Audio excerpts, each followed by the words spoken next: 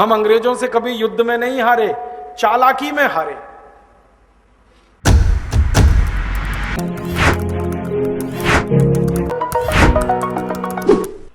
भारतवासियों की बहुत सारी विशेषताएं हैं। भारतवासी शूरवीर हैं, प्रतापी हैं, मजबूत हैं, होशियार हैं, अकल वाले हैं, सब कुछ हैं।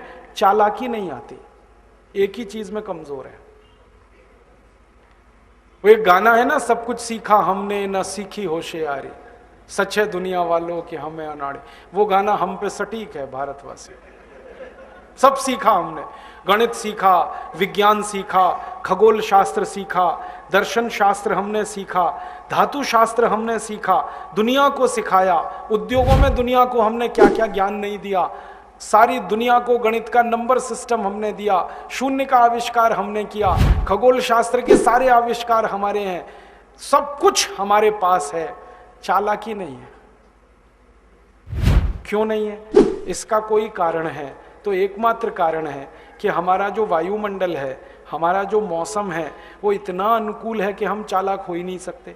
चालाक होने के लिए जो जीन की जरूरत पड़ती है, वो जीन भारत में हो ही नहीं सकता।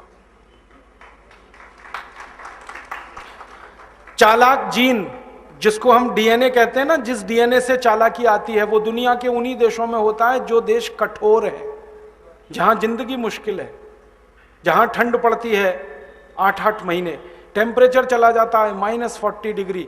वहां के लोगों के जीन में प्रकृति ने एक व्यवस्था कर रखी है कि उनको चालाक होना पड़ता है, नहीं तो जिंदा नहीं रह पाएंगे। हमको भगवान ने चालाकी वाला जीन ही नहीं दिया, इसमें हमारा कोई कसूर नहीं। चालाकी नहीं आती तो नहीं आती। और अंग्रेजों को सबसे ज्यादा चालाकी ही आती थी और कुछ नहीं आता था, तो वो चालाकी करते थे। चिट्ठी लिखी, संधि पत्र, उसमें एक लाइन डाल दिया। अब राजा उसको पढ़ता था लेकिन समझ में नहीं आता था, क्योंकि अंग्रेजी हमारी भाषा नहीं थी।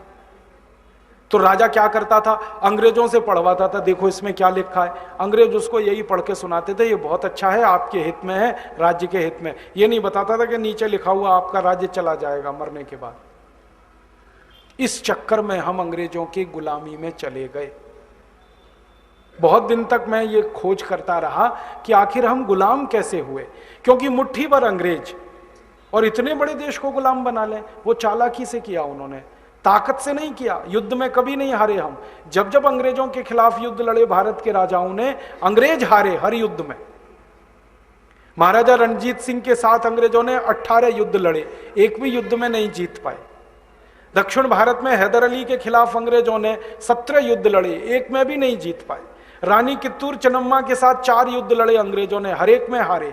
झांसी रानी लक्ष्मीबाई के खिलाफ जितने युद्ध लड़े, सब में अंग्रेज हारे। जीते कभी नहीं वो हमसे, किसी भी युद्ध में। चालाकी में जीते वो हमसे। उन्होंने संधियां कर करके राज्यों को गुलामी में लिया। तो पहले जो अनुकूल राजा थे अंग्रेजों को मदद करने वाले, वो गुलामी में गए। फिर अनुकूल राजाओं की मदद से अंग्रेजों ने प्रतिकूल राजाओं पे कब्जा किया, और भारत के ही राजाओं ने अंग्रेजों की मदद करके भारत को गुलाम बनाया।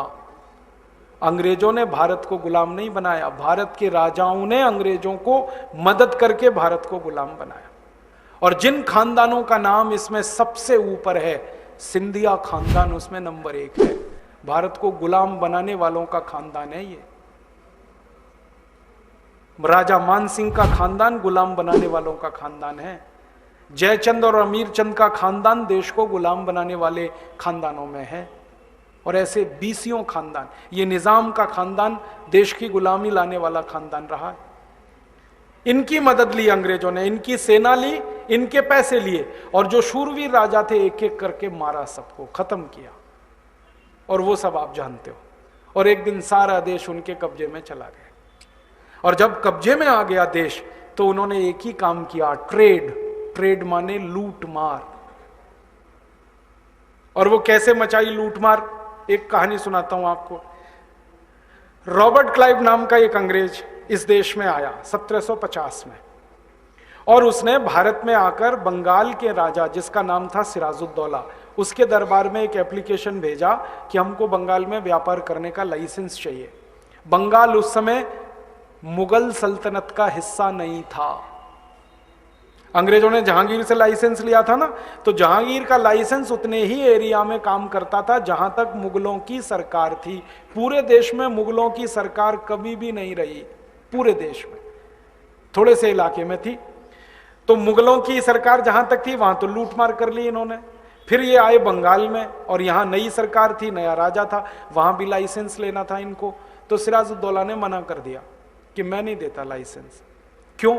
तो वो कहता मेरे नाना ने मना किया है, इसी पे भरोसा करना, अंग्रेजों पे मत करना, क्योंकि ये कौम भरोसा करने लायक नहीं है, ये हाथ पकड़ेंगे तुम्हारी गर्दन काट देंगे। तो ये समझकर वो बैठा था गद्दी पे। तो जब अंग्रेज आया रॉबर्ट क्लाइव उसके सामने, तो उसने तुरंत मना कर दिया कि मैं तो लाइसेंस नहीं दूंगा, मेरे नाना ने मना किया। तो ये बोला रॉबर्ट क्लाइव कि अच्छा तुम लाइसेंस नहीं दोगे तो हम तुम्हारे राज्य पे हमला करेंगे। तो इसने कहा हमले को मैं सामना करूंगा, लाइसेंस नहीं दूंगा, तुम तैयारी कर लो। तो युद्ध की तैयारी हुई, तारीख तय हो गई, 23 जून 1757 को युद्ध होगा। एक तरफ रॉबर्ट क्लाइव लड़ेगा, दूसरी तरफ सिराजुद्दौला लड़ेगा। तो सिराजुद्दौला ने पता कराया कि रॉबर्ट क्लाइव के पास सैनिक कितने हैं। तो उसका दूत गया और ढूंढ के आया तो कहने लगा 350 सैनिक हैं कुल। तो सिराजुद्दौला ने कहा ये तो 20 मिनट में मारे जाएंगे। तो उसने तय किया कि मुझे तो युद्ध में जाने की ही जरूरत नहीं है, मेरा तो सेनापति ही लड़ लेगा जाके। और सेनापति को उसने सेना दे दी और सेना में 18,000 सैनिक, और सेनापति मीर जाफर पहुंच गया युद्ध के मैदान में। अब रॉबर्ट क्लाइव ने जब देखा कि इतनी बड़ी सेना है तो उसके हाथ पैर फूल गए, और हाथ पैर फूल गए, उसको लगा कि मैं तो मारा जाऊंगा। तो उसने एक चालाकी की, सेना के सेनापति को चिट्ठी भेजी मीर जाफर को कि तुम मेरे से दोस्ती कर लो, संधि कर लो, तो हम युद्ध नहीं लड़ेंगे। और उसमें लिखा कि तुमको मैं बंगाल का राजा बनवा दूंगा, हाँ, और हम तुम मिलके सिराजुद्दौला को मार डालेंगे, तुम युद्ध मत करो, संधि कर लो। अब मीर जाफर के मन में लालच आ गया राजा बनने का, और उसने कहा रॉबर्ट क्लाइव ने कि खजाना तुम्हारा हो जाएगा पूरा। तो ये तैयार हो गया मीर जाफर। तो इसने संधि की रॉबर्ट क्लाइव के साथ। 23 जून 1757 को प्लासी के मैदान में युद्ध नहीं हुआ, संधि हुई।